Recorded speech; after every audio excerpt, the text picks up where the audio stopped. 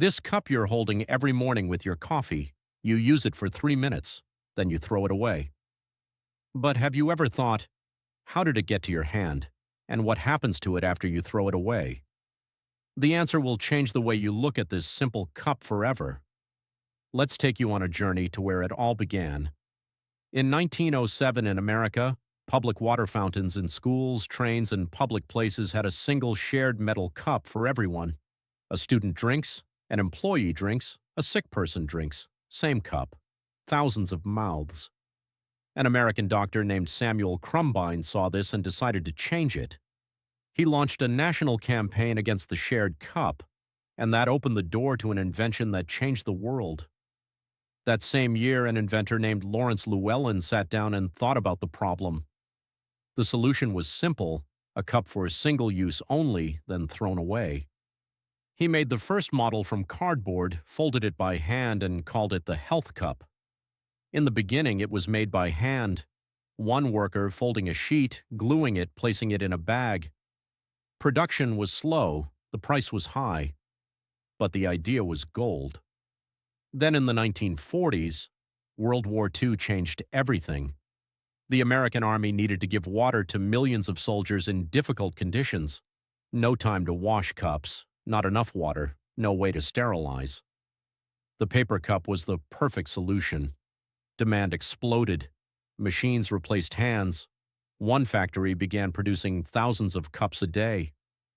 After the war, soldiers returned home and brought the paper cup habit with them.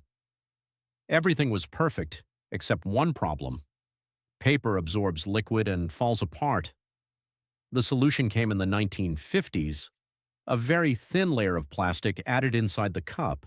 You can't see it, you can't feel it, but it's there in every cup you use today.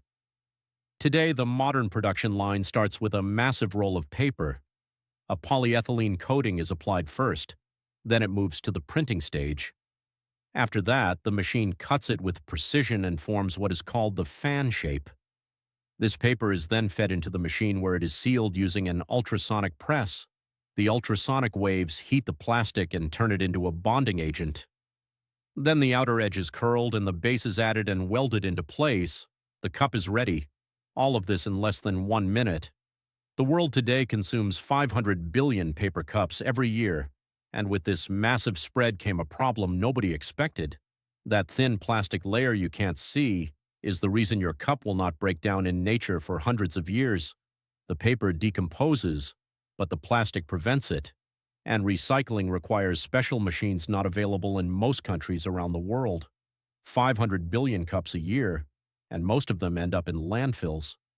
The industry is now searching for a solution: cups made from bamboo, replacing the polyethylene layer with a material extracted from corn, compressed paper with no plastic at all.